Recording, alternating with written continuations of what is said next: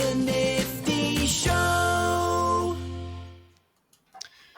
GameFi, of course, the big talk of 2022, as in this crypto winter, gamers are building in the new Web3 space. Joel Comm here. Welcome to the Nifty Show. And alongside of me is my favorite cartoon friend, Riles. Hello, Riles. How are you? I'm doing well. How are you?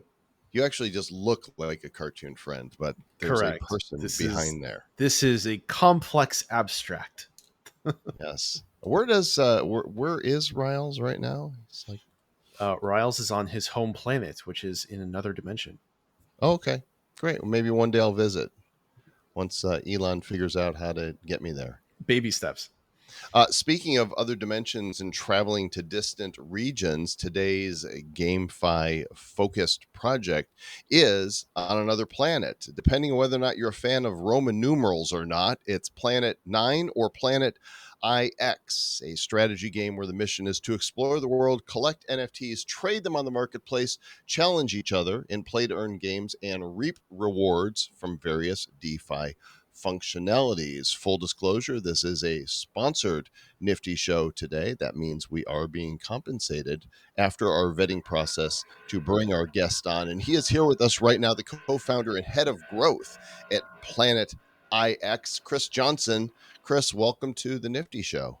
Thank you very much, Joel. Thanks for having us. Yeah, are you on a distant planet right now, or are you here on Earth with us? Yeah, it depends. Only in my mind. No, I'm currently in Sweden, in Stockholm, where our headquarters is. Very nice. You know, as we start out here, before we get into the specific project, I'm assuming that you're a lifelong gamer, and I would like to know what your take has been on blockchain Web3 games so far. What's good? What's broken? And then we could talk about how maybe you guys are looking to fix that.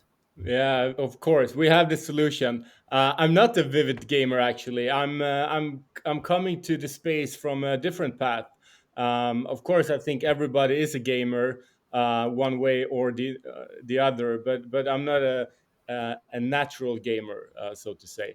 But I love the space, Web3 gaming, the philosophy behind it, decentralization, GameFi, adopting the mass audiences to blockchain. So I guess that's what led me here as well.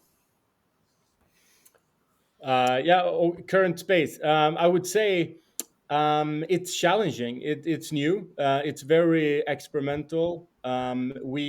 We are paving the way for the future creators on chain, Web3 gaming.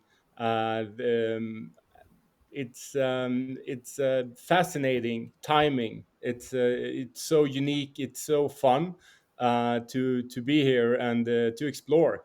Um, and it is the future for sure. I think that's the one word we use with Web3 gaming and decentralized blockchain gaming. It's definitely the part of the future, one way or the other. I don't think it's the complete solution, but I think we are definitely disrupting some of the old established ways from Web 2 gaming. Yeah, super fun. Although low resolution and somewhat buzzword heavy as a response, I do agree with all of that. But let's talk specifically about Planet IX or Planet 9. Which do you prefer, first off? Like, what's the correct pronunciation? Planet IX. Planet IX. What is Planet IX? What kind of game is this? So we're looking at a Web3 strategy-based gaming trading game. Sorry, where we have created a replica of the planet and put it on chain, basically. So it's a trading game. Your mission as an AOC, the name of the players in our game, Agents of Change. Your mission is to gather picks, as we call the hexagonal land pieces in the game, collect them, trade them, and build bigger areas. Similar to Monopoly, it's an easy comparison actually. So once you've created these territories, the bigger land parcels, you basically stake them. So part of the initial sales from our packs, where you purchase the picks, goes into the staking pools. So it's all a closed ecosystem and loop where you get incentivized for your accomplishments in the game. We have our own proprietary marketplace where 100% of the revenue goes back to the community in another staking pool. Yeah, strategy game, I would say. So Okay, just so to be I'm clear, looking. hold on. Let me Go get ahead. some clarity on this. Yeah. So because it doesn't sound like a traditional video game, like what people think of when you use the term video game, like God of War or Call of Duty, but more a finance game. Like this is about playing with currency. Would you say that's accurate? Yeah, no, definitely. Okay, just wanted to make that clear. Yeah, Can I search real? So this is layered on the on the world rather, and I'm in the United States right here. yeah, So I'm trying to look in here in Colorado of where I used to live. How would I find a specific address? yeah. You could use the search function. Just go right Um, here. yeah, Yeah. And then what can I just type Denver, Colorado? yeah. Try it out. And it'll just come up right there. Okay. And I can be more specific. I can put in a specific address perhaps. Yeah, or you just move your way around and find some recognized landmarks and move your way around. Okay. This is all connected to the story, to the lore of the game. We currently live in a wasteland. It's filled of ashes and dirt, so that's why it's all dark. Um, Go on. So yeah, there you're getting closer to something. You can also use the coordinates, but that takes a while to find them maybe. So Right. you see the red picks here on the map. Yep. That's Mhm. other players' picks. Okay. The dark space in the middle is ungenerated, unminted picks. So they are not generated yet. Um, so this is pretty bad spot to be focusing on because you need at least 10 picks adjacent in order to create these territories. Got it. So we want to go where it's dense and Yeah, and we have there's different sizes of them as well. It's very granular. So capital city center is the smallest picks. It's all in the H3 hexagonal system. So yeah, you would want an area where you have a lot of picks already generated. That makes it easier to create the territories. So so we're then, trying to be land barons here. This is a virtual real estate game that has a lore that gives you the reason, for playing. I mean, people get attracted to this game for many different reasons. Some just want to own this street they grew up in or where they live at the moment. Others they want to have their own island, and we have players that don't really care about where they're creating their territories. Just they want to have the territory basically. Okay, I'm going back to my hometown while Riles comes up with an amazing question for you here. Yeah, I'm interested to know how players interact with each other in the course of playing this game. Yeah. So you bid on other players' picks. We have in-game messaging and notification center coming up, so that's under development. Then we have Discord, of course, other forums as well, where you can share your listings and whatnot. So if you go into one of the picks, for example, you just press one of the red dots. You get a Okay, Pix Inspector view. So then you can share that URL, and it gets directly, uh, yeah, there it is. directly connected to that Pix.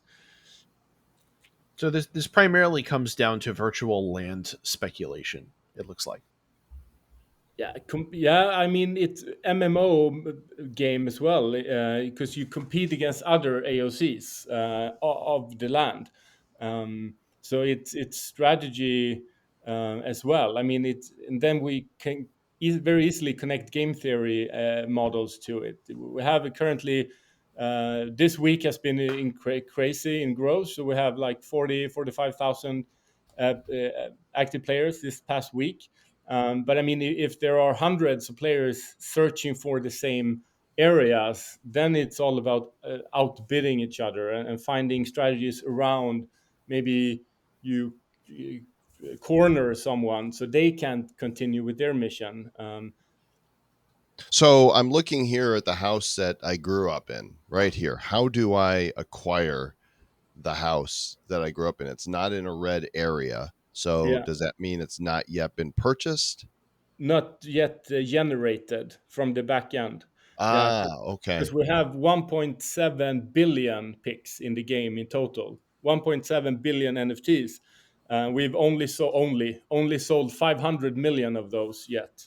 So we Got it. still have 60%, 70 almost This left is to. the shopping mall that I worked in. So if I bought this from this guy, then I would be in the food court of the mall that I was in. But this is, it's more than land, because before we began, you sent me a cargo drop and I Yeah, logged into my exactly. inventory. By the way, this is on Polygon. The official website is planetix.com. And once you're logged in with your MetaMask via Polygon, you can get into your inventory. And I have a cargo box here. So we're Yeah. going to open this live. Tell me what I might find inside of this. So the cargo drop we released now a couple of months ago. Inside you will find one meta share to our in-game corporation Lucky Cat that takes Okay. care of the contest and raffles in the game.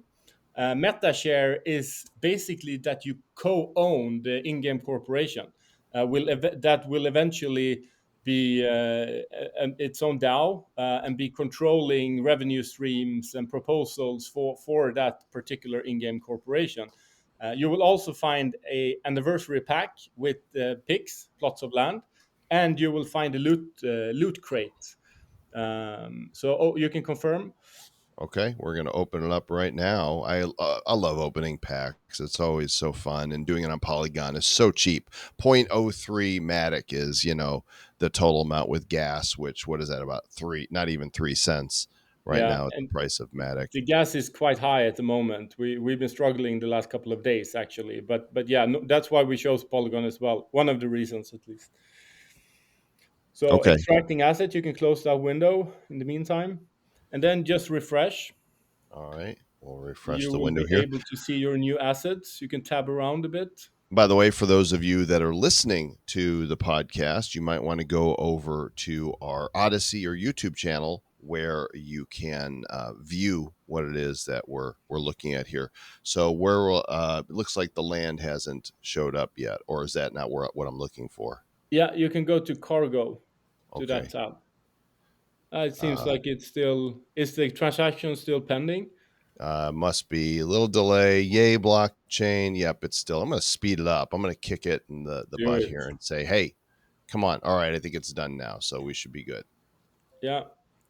Okay, Then you should I'd like just. to I'd Sorry. like to see the results of these before we move on to the next question. Okay, Ideally, Yeah. there we go. So Okay. there's the anniversary pack. So I can Yeah. open this too. You can open that one as well. And in this, we have the 5 tiers of the picks, and it's all based on probability. So legendary is 2% or no 0.9%, and then it goes up to outlier. So we And got you can, packs and packs, yeah, we and then the love loot them crate packed. also. All Yeah, right. so this is for the launch of the mission control. You have biomod blueprints, so you can create your facilities, gain energy. So this is all part of the gameplay. So the Okay. cargo drop is we just stopped selling it now actually, but it's a good starter kit. Got it. Well, we're waiting for those to open up. Zach, go ahead. Or I'm sorry, Riles, ask your question. yeah, you'll get it. There are. I have a lot to wrap this question around. There are a couple of issues that Planet X's Planet IX is facing down at the moment that are related very closely to each other. One is that, as we've seen over the last couple of years, a lot of sort of play to earn and GameFi style games have encountered an issue where the price of their asset completely takes a dive after the ecosystem fails to continue bringing in new players to continue supplying demand for the supply that other players have been stocking up. And then the other issue is that Planet IX came under fire by a rather well-respected content creator in the gaming space, who then accused it of being like a Ponzi scheme type operation. Now, because the incidental Ponzi scheme is sort of what happened to other projects that have since bombed, how are you addressing this sort of risk of the ecosystem falling into the same trap? Yeah, I mean, it's a great question. We look at it very, I wouldn't say severe, but very serious. Like you mentioned, the industry as a whole has a um, danger to become one of these Ponzi hyperinflationary projects. So, I mean, the video that was created, I think, over a year ago now. So that was, I mean, that was before we went on chain, before we basically did anything. So I wouldn't pay too much attention to that, even though he is a recognized streamer. I'm more than gladly to invite him to make a new video of the game progress since then. So also, I always encourage people to read the white paper, go into Discord, feel the vibe, and see, and, like, get a hang of all the testimonials from our players. They are the ones who know the game. Um, but yeah, we've been a bit lucky, I would say, as well, because we launched 2 days prior to the all-time high of Bitcoin in November last year. So we really rode the bear wave all the way down. So what I mean with this is that we got to witness all the other projects, Axe Infinity, Sandbox, Decentraland. Like, what did they do? How did they do it? What counters did they do? What's their reflections? So we hired a team of analysts to really go in deep into the tokenomics of, like, what to avoid, what to think of, how to, like, keep it dynamic as well, because it's very easy to create the tokenomics model before you launch, before you know how many players that will actually be in the game. So it's all about finding the timing with the current market and have enough space, even though it's decentralized, it's written in the contract, have enough space to be a bit flexible and to pair the market, or the growth rather. So yeah, I think also in the end, most crypto projects or GameFi get accused of being a Ponzi. Like, it really depends on how you look at it, and there's some truth to that. Of definitely, I hear them, but I think it's really important to recognize that it is so new, this industry. Nobody knows where we will be in 2 3 years. So we feel very humble before the task of being one of the leaders in this field. And yeah, we come with good intentions, and we want to create a fun and sophisticated game where people can have fun and earn some tokens. Hmm.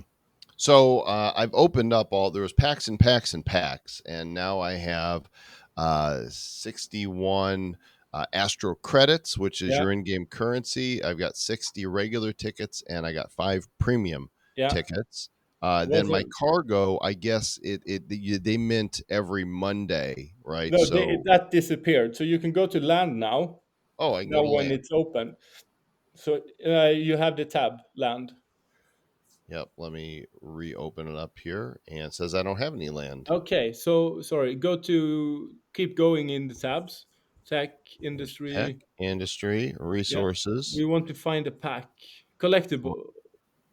Well, I Uh, opened up another pack, and then it yeah. said that they refresh on Mondays or something. Okay. Yeah, because we use the Merkle tree function, so they probably it's in the middle now before they Okay. get generated. So what you could do is that if you go to the hamburger menu, and then to okay, we need to go back. Sorry, go back to the main, and then go to terminal, Okay. and then you go to Lucky Cat. There's my lucky cat right there. Yeah, Okay. there we go. So this is the in-game raffles. We have daily raffles, so you can enter there. Yeah, and now you can participate in the raffle. So you have raffle tickets, 2 tiers. I see. And I just click to enter with a ticket. Yeah, amount of tickets first, and then enter. All right. There's a lot to unpack here. And, clearly, for those who are interested in the game, you're going to need to get into the community, which I'm assuming is in Discord. Is that right? That's right. Okay. Because it is detailed. This is not necessarily your most casual game. There's a lot going on here, and there's a lot of depth to it. So you're going to want to get into the community and check it out. We're about out of time right now, but is there anything else that, Chris, you'd like to share with the audience that they would need to know to get started? I think you said it. Head over to Discord, read the white paper. It's very well written, and we try to cover all things. We just merged with another Play to Earn project here from Stockholm, Arcade NFT, which is the first ever playable NFT. Pinball, arcade machines. So they will become their own in-game corporation on Planet IX. So we're very happy with that merge. And we release our free-to-play version later in beginning of November, in 2 weeks. So that's going to be huge. We already the biggest game on Polygon, have been for a while. So we just keeping in the forefront, and we'll keep growing. Excellent. Well, Chris, thanks for coming on today. We appreciate it. And I'm going to be checking out some more of these raffles here to see if I can win something. Yeah, you have to watch tomorrow if you want. Perfect. All right, man. Take care and good luck to you. Cool. Same. Riles, what do you think after digging in here a little deeper? It's very interesting to me how prolific parallel dimensions are becoming. Entire new economies, entirely new virtual landscapes, all existing alongside each other. At the end of all of this, I think that there's going to be some valuable case studies done examining how all of these artificial dimensions, these metaverses, these virtual landscapes all turned out, and what the good ones did right and the other ones didn't.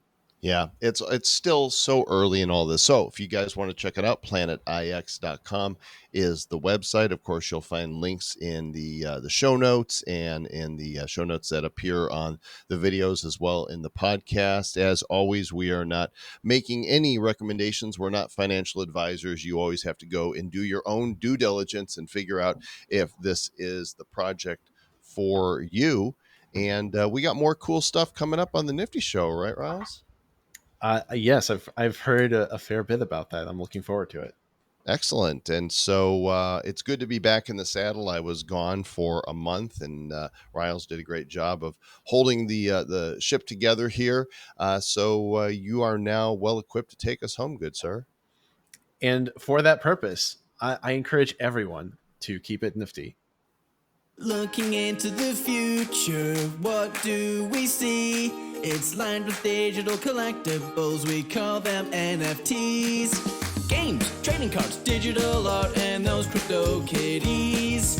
Joel and Zach are the hosts, you'll know. Joel and Zach say this will blow. They're locked and loaded, so ready, set, go! It's the Nifty, really kind of spiffy. The Nifty Show.